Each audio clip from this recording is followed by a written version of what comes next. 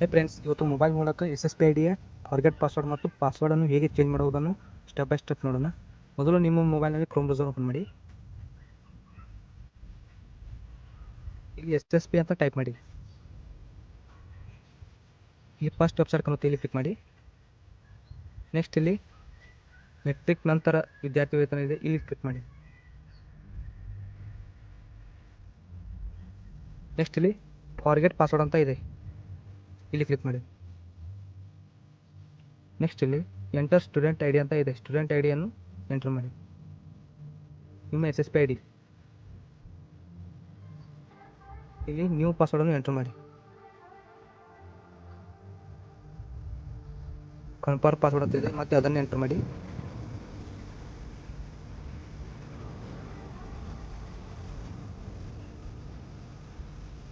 Next ಇಲ್ಲಿ get OTP ಅಂತ ಇದೆ.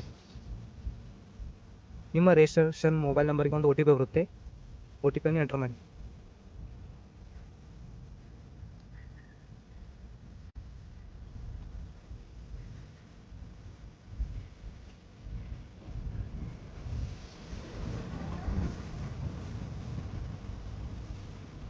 OTP ಎಂಟರ್ ಮಾಡಿದ ತಕ್ಷಣ ಚೇಂಜ್ ಪಾಸ್ವರ್ಡ್ ಅಂತ ಇದೆ, ಕ್ಲಿಕ್ ಮಾಡಿ.